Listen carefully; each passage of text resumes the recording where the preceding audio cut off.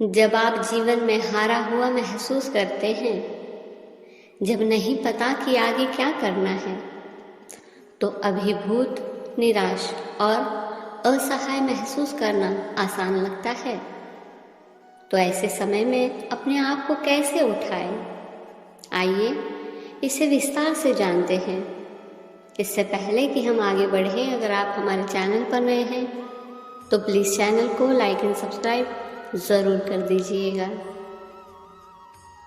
हर कोई किसी न किसी चीज़ से गुजरा है जिसने उन्हें उस तरह से बदल दिया है कि वे कभी उस व्यक्ति के पास वापस नहीं जा सकते जो वे एक बार थे।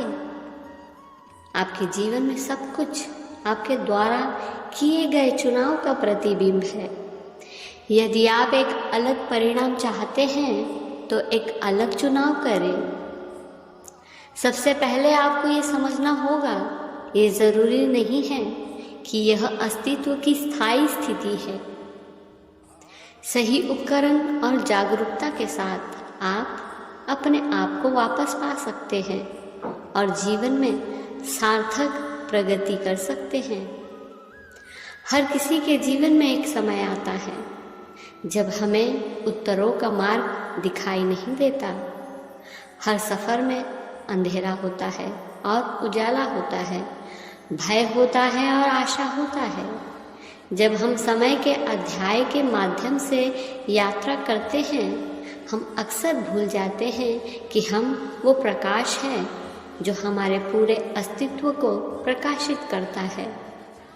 शांति तब आती है जब हम एक निरंतर बदलती दुनिया में खुद को पहचानने और स्वीकार करने में सक्षम होते हैं, जहां हम स्वागत करते हैं और अपनी दुर्लभता को संजोते हैं। यह इस जीवन काल में हमें मिलने वाले दुर्लभतम और बेशकीमती तोहफे में से एक है। भागवत गीता हमें बताती है कि जब हम हारा हुआ महसूस करते हैं, सबसे पहले जो करना है वो है हमें परमेश्वर के प्रति समर्पण करना चाहिए और अपना सारा भरोसा उन पर रखना चाहिए। शास्त्रों के अनुसार ईश्वर ज्ञान और शक्ति का स्तोत्र है। उनकी ओर मुड़कर हम शांति और स्पष्टता पा सकते हैं। बुरे समय से इतना डरते क्यों हो? ईश्वर पर भरोसा रखोगे तो यह समय भी आसानी से निकल जाता है। विश्वास रखें, अंत में सब ठीक हो जाएगा। अगर ये ठीक नहीं है तो ये अंत नहीं है। भागवत गीता खुद पर भी विश्वास रखने के महत्व पर जोर देती है। हमें अपने जीवन की जिम्मेदारी लेने और आत्म सुधार के लिए प्रयास करने के लिए प्रोत्साहित करती है। यह याद रखना महत्वपूर्ण है कि जीवन आत्मखोज और विकास की यात्रा है। हम कई बार हारा हुआ महसूस कर सकते हैं, लेकिन केंद्रित और दृढ़ रहने से हमें सही रास्ते पर बने रहने में मदद मिलती है। आने वाले समय के लिए काम मत करो, बल्कि आने वाले समय के लिए तैयारी करो। सबसे पहले यह पहचाने कि हारा हुआ महसूस करना स्वाभाविक है। हम लगातार बढ़ रहे हैं और बदल रहे हैं और हमारा जीवन अप्रत्याशित मोड़ ले सकता है। इन परिवर्तनों के सामने उलझन और भटकाव महसूस करना सामान्य है।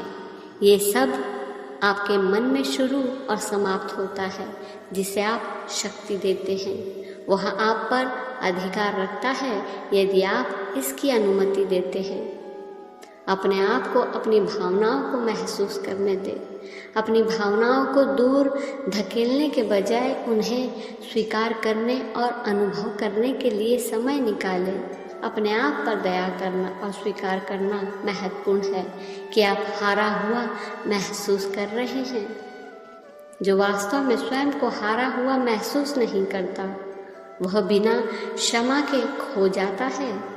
कहने का तात्पर्य ये है कि वह स्वयं को कभी नहीं पाता, कभी भी अपनी वास्तविकता के विरुद्ध नहीं आता।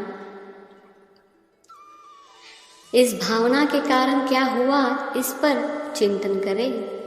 अपने जीवन और आपके द्वारा किए गए विकल्पों पर एक ईमानदार नज़र डालें।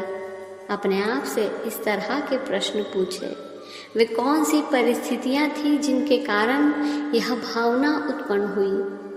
मैं अलग तरीके से क्या कर सकता था? किसी ऐसी चीज़ की पहचान करें जो आपको आराम देती है और आपको ज़मीन से जोड़े रखती है, चाहे वो कोई व्यक्ति हो, जगह हो, शौक हो या अभ्यास हो। सुनिश्चित करें यह कुछ ऐसा है जिसे आप तनाव के समय में बदल सकते हैं।